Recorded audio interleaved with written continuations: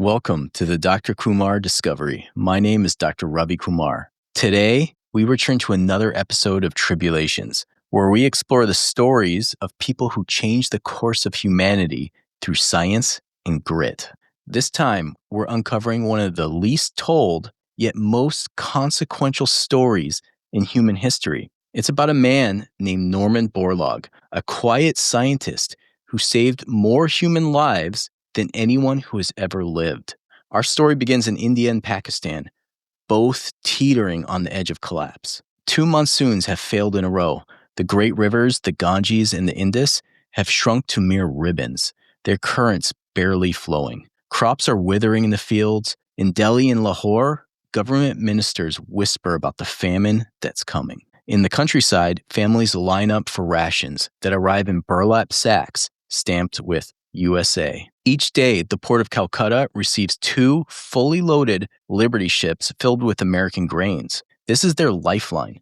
President Lyndon Johnson calls it ship-to-mouth survival, because if a single ship fails to arrive, 1 million people go hungry. By this point, nearly a fifth of all American grain is being shipped overseas just to keep India and Pakistan alive. And to the north, on the border of Punjab and Kashmir, war has erupted. Shells streak across the sky above a land already starving for food and water. Soldiers fight for territory, while farmers fight simply to feed the masses. In those same fields, a young Indian agronomist named M.S. Swaminathan, head of plant breeding for India, kneels in a test plot of wheat. Beside him stands a tall, lean American scientist. Together, they study a new variety of wheat, short, sturdy, and crowned with a full head of grains. The soil is dry and cracked from drought, but the plants stand tall. Swaminathan brushes a seed head between his fingers, glances toward the dark horizon, and says quietly, "If this wheat survives,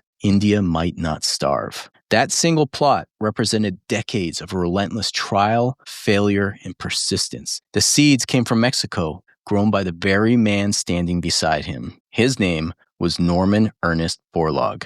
He wasn't a general or a statesman. He didn't command armies or write laws. He was a scientist who spent his life in the fields of Sonora, Mexico, chasing a single dream: that he could use science to alleviate human suffering. And now, in that moment on the Indian subcontinent, his dream was about to save a nation. This is the story of Norman Borlaug, the man who saved over 1 billion lives. To understand the magnitude of Norman Borlaug's legacy, you have to start where his story began, in the quiet farm fields of Cresco, Iowa, a place so small the horizon felt nearer than the next town. Norman grew up in the years leading up to the Great Depression, watching his grandfather's cornfields fail under drought. He isn't born into privilege, he's born into survival on a family farm that fights to stay afloat. His grandfather often tells him, "Better to fill your head now so you can fill your stomach later." That simple line becomes a seed of its own. It pushes young Norman to chase higher education, not because it's easy, but because it's the only way out. When he graduates high school in 1932, America is broken. Banks have collapsed, farms are being foreclosed, families are scattering. The country stands at a crossroads of despair and transformation. Norman applies to the University of Minnesota to study forestry and gets rejected. So he takes a job and enrolls at a junior college, determined to earn his way in.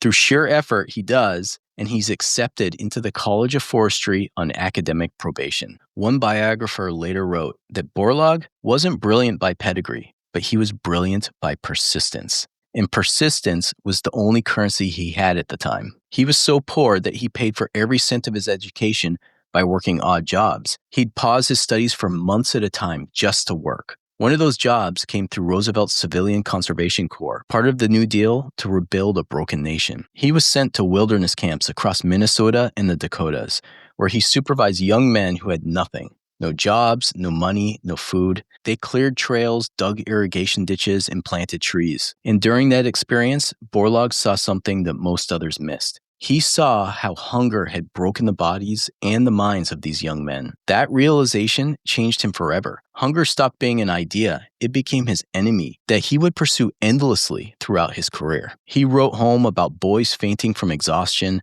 their cheeks hollow, their eyes vacant. He finished a hard day's work and put on an apron to ladle soup into tin bowls. He began to believe that food was more than just sustenance, it was dignity, and those who were hungry had been stripped of it.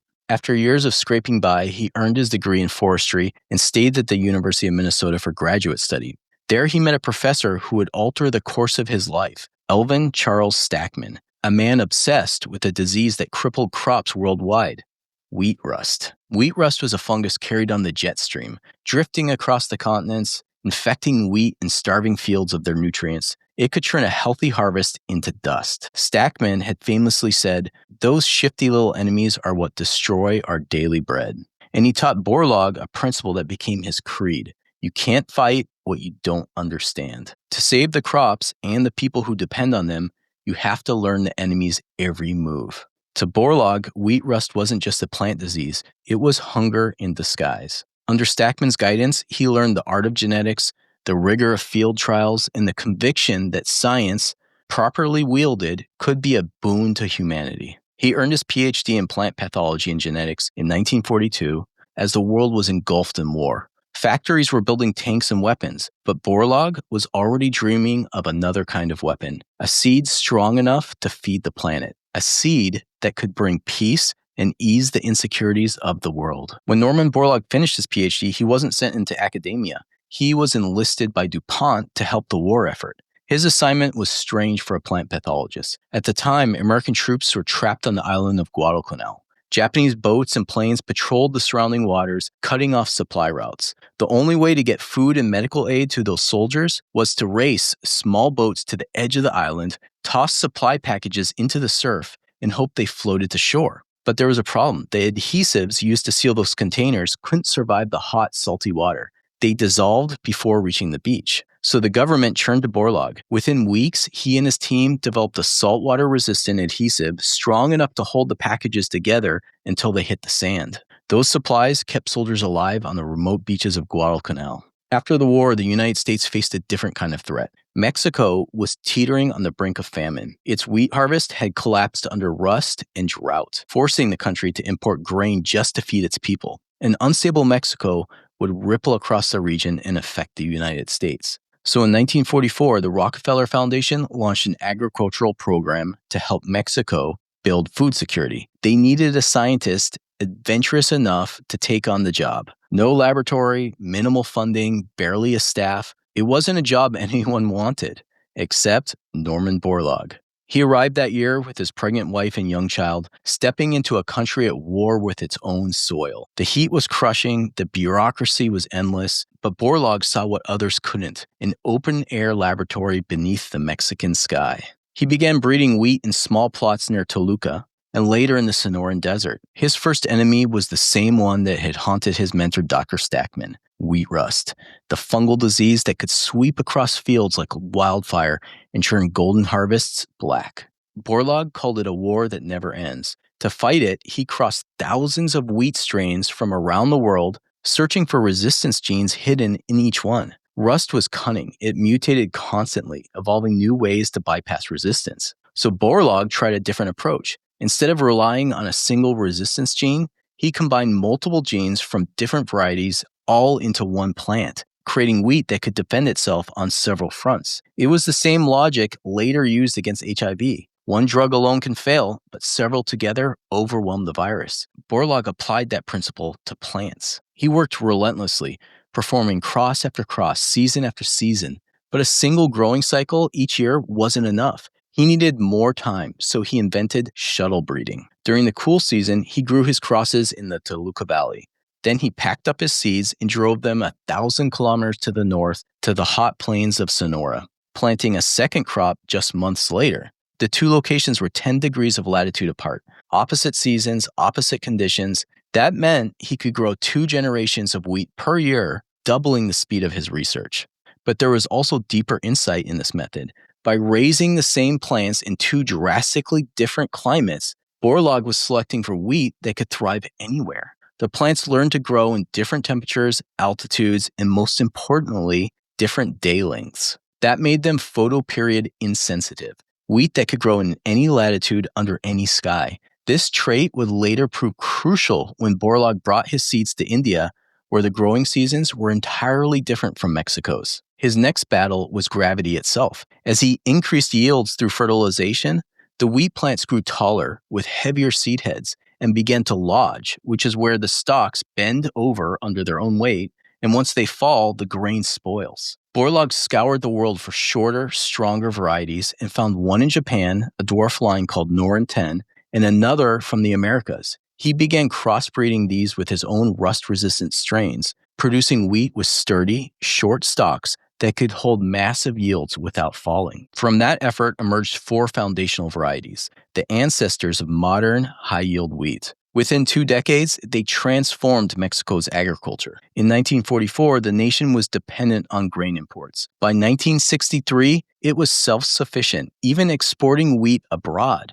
Production had increased 6-fold. For the first time in modern history, hunger in Mexico had faded into memory. As word of Borlaug's creation of hardy, disease-resistant wheat that could thrive in drought spread, telegrams began arriving from across the world. Many came from India and Pakistan, each carrying the same desperate plea: help us. Famine was spreading. Millions faced starvation. The seed that had saved Mexico was about to be tested on an even larger scale across the Indian subcontinent, where war, drought, and politics threatened to bury an entire generation. By the early 1960s, both India and Pakistan were hanging by a thread. 2 consecutive monsoons had failed. Their grain reserves were gone. Entire nations were surviving only on U.S. shipments of wheat. Each day, ships arrived in Calcutta and Karachi carrying American grain. Nearly 1/5 of America's entire wheat production was being shipped overseas just to keep India and Pakistan alive. But even that lifeline was fragile. In Washington, Congress approved grain shipments in small 30 to 60-day batches. If political resistance ever stalled the next vote, those ships would stop and people would die. The world began to believe the crisis was irreversible. A Stanford biologist, Paul Ehrlich, published a book titled The Population Bomb, declaring that the battle to feed humanity is over. He predicted that by the 1970s, hundreds of millions would starve, beginning with India. Feeding the subcontinent, he wrote, was a fantasy. Some even argued that starvation was nature's way of correcting overpopulation. That fatalism enraged Norman Borlaug. He had seen hunger in the Iowa Depression camps, and he had fought it in the deserts of Mexico.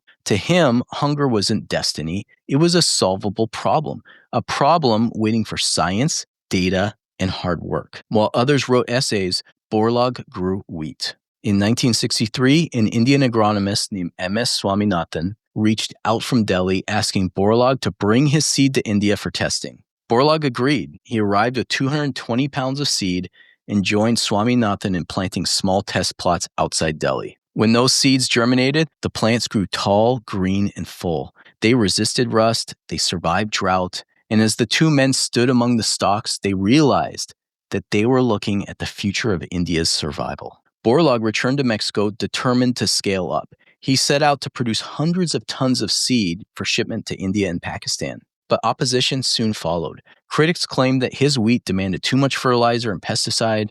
They warned that feeding more people would only worsen the population crisis. Borlaug countered with evidence and conviction. He quoted the Indian diplomat Karan Singh, who said, "Development is the best contraception. When nations industrialize, when food becomes secure, birth rates fall. They don't rise." For Borlaug, famine wasn't a tool of population control. It was a moral failure. He believed humanity had the knowledge and the means to prevent it. So while policymakers debated and philosophers wrote, Borlaug worked quietly, methodically, growing hundreds of tons of seed with the goal of saving the Indian subcontinent. In 1965, Norman Borlaug prepared 2 monumental shipments, 250 tons of wheat seed for Pakistan and 200 tons for India. Every bag was weighed, sealed, and ready to sail.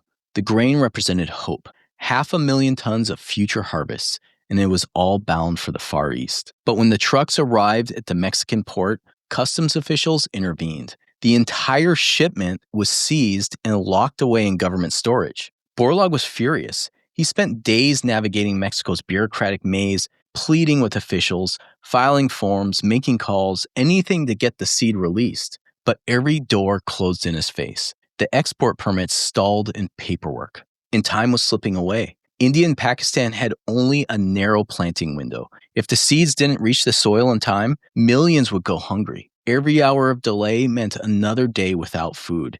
And still, the grain sat idle behind a warehouse gate, waiting for one rubber stamp. Borlaug refused to wait any longer, so he loaded the grain onto 30 trucks and drove them across the desert out of Mexico, heading for Los Angeles. If he couldn't ship the seeds from Mexico, he'd ship them from the United States. At the U.S.-Mexico border, the convoy was stopped again. Paperwork, inspections, questions, more delays. Borlaug pulled every string he could, calling in favors from anyone who would listen. Finally, after hours of standoff, the trucks were waved through into the United States. But as they approached Los Angeles, a new crisis erupted. The Watts riot had broken out after an act of police brutality against a young black man. Fires burned across the city. The National Guard had imposed curfews and set up roadblocks. When Borlaug's convoy reached the outskirts of Los Angeles, they were stopped and told to turn back. But he refused. Borlaug guided the 30 trucks through side streets, back roads, weaving past families and children playing basketball in the fading light. The convoy slipped quietly through the neighborhoods until finally they reached the port of Los Angeles. But when they arrived, there was yet another obstacle. The Pakistani government's $100,000 check to cover the shipment had been rejected. A minor clerical error, just 3 misspelled words, had frozen the transaction in a Mexican bank. No payment, no shipment, the authorities said. Borlaug argued, pleaded, and reasoned with everyone he could find. He explained that the planting season was vanishing and that if the seeds didn't reach Karachi and Bombay soon, people would die. At last, one man listened. It was the freighter's captain. He was moved by Borlaug's conviction, and he agreed to set sail without payment, risking his career and his ship's cargo. And so the freighter departed Los Angeles, its holds filled with Borlaug's wheat. The seed meant to stop a famine. Just 12 hours later, after it left harbor, war broke out between India and Pakistan. Telegrams flashed across the ocean. One came from Pakistan's Minister of Agriculture. It read, "I'm sorry to hear you're having trouble with my check, but I've got troubles too. Bombs are falling on my front lawn. Be patient, the money is in the bank." The ships pressed on through the Indian Ocean, carrying half a continent's hope in their hulls. When the ships finally docked, there was no time left for the careful germination tests that Borlaug had planned. Unbeknownst to him, the seed had been damaged, over-fumigated in the Mexican warehouses when customs had seized his grain weeks earlier. As the first fields in India were planted, the results were devastating. Germination rates were barely half of what they should have been. Borlaug quickly sent a message across to all sites. Double the seeding rate everywhere, he said. So in the borderlands of Punjab, farmers planted under the thunder of artillery. Borlaug and his team drove from site to site, checking plots by flashlight as war echoed in the distance. Even with the bad seed and falling bombs, the new wheat grew. It grew strong, thick, and unbent by wind, shellfire, or drought. That year's harvest, against every prediction, was the largest harvest in India and Pakistan's history. In 1968, India's countryside looked transformed. What had once been barren plains now shimmered gold as far as the eye could see. Yields had doubled and granaries overflowed. In Pakistan, wheat production rose from 4.6 million to 7.3 million tons in just 5 years. In India, yields went from 12 million to 20 million tons. Within a decade, both nations were feeding themselves. For the first time in modern history, the story of hunger had flipped. The Indian subcontinent now had food security. The harvests were so immense that governments faced a new crisis: too much grain. There weren't enough trucks, bullock carts, trains, or granaries to store it all. Schools shut down and were turned into makeshift storage depots. Students stacked sacks of wheat in classrooms where just months earlier, teachers had feared they'd lose their very children to starvation. The same nations once declared doomed by that Stanford biologist had now defied every prediction. Norman Borlaug had saved India and Pakistan from certain famine. In Washington, the State Department marveled. In Oslo, the Nobel Committee took notice. In 1970, the Nobel Peace Prize went not to a general, not to a diplomat, but to a scientist who had spent his life in the dirt. Norman Ernest Borlaug. When the call came into his home in Mexico City, Borlaug wasn't there. He was in the Toluca fields inspecting test plots. His wife drove out, found him among the rows, and shouted, "Hey, "You've won the Nobel Peace Prize." He laughed. "No, I haven't," he said, thinking she was joking. When he finally stood in Oslo to deliver his Nobel address, Borlaug didn't speak about glory. He spoke about urgency. "The Green Revolution," he said, "has won a temporary success in man's war against hunger. It has given us breathing space. But unless we also curb the frightening power of human reproduction, this success will be ephemeral." Yet even then, he refused the fatalism of the cynics of society. To Borlaug, hunger was never destiny. It was a human problem waiting for a human solution. And there was also a deeper legacy the world was only beginning to see. By increasing yields, Borlaug has spared hundreds of millions of acres of forest and grasslands from being plowed under. This became known as the Borlaug hypothesis, the idea that improving crop productivity can save ecosystems by reducing the need to farm new land. Had the world still been farming at 1950s yields, feeding the population of the 1990s would have required 1.8 billion additional hectares, an area roughly the size of South America. His work had quite literally kept the planet greener. When journalists called him the man who saved a billion lives, Borlaug laughed and waved it off. But he knew the truth. He said he was just a stubborn Iowa farm boy who refused to give up. He never sought fame, never chased wealth. He simply went back to the fields because his work was never done. In the years that followed, he carried his revolution to Africa, battling famine once again, this time against poor infrastructure, political corruption, and global indifference. Norman Borlaug died in 2009 at the age of 95. By then, the wheat he created fed more than half the planet. He proved that science, quiet, patient, and relentless, can alter the course of history and humanity. That one man, armed not with weapons, but with knowledge, could bring peace through feeding people. And though you may not know his name, his legacy lives in every loaf of bread, in every golden field that still stands tall and resilient because of his work. So, what can we learn from the way Norman Borlaug used science to ease human suffering? I think one thing that stands out is that when you relieve hunger, disease, and despair, you don't just save lives, you stabilize the world. Everywhere suffering is reduced, desperation declines. Where people can eat, they don't riot. Where children grow up healthy and secure, extremists lose their recruits.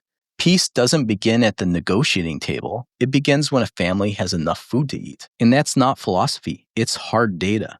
The World Food Program has shown again and again that when people are fed, the risk of conflict falls. The greatest investment in global security isn't missiles, it's medicine, vaccines, and food. In Borlaug's day, America understood that truth. The US government invested nearly 4.7% of the national budget. That's about a nickel for every dollar in foreign aid. That money built clinics, delivered food, and created stability across continents. And it didn't just help the world, it strengthened the safety and prosperity of the United States. That same moral logic inspired the great philanthropists of the time, like the Rockefellers and the Fords, to fund Borlaug's research in the first place. Wealth wasn't used to wall off the world back then. It was used to heal it. But today, something has changed. You know it, and I know it. Instead of investing in aid, we're watching it erode. Programs already funded by Congress have been frozen or defunded. USAID, Americans' humanitarian lifeline to the world, was just 1% of our budget.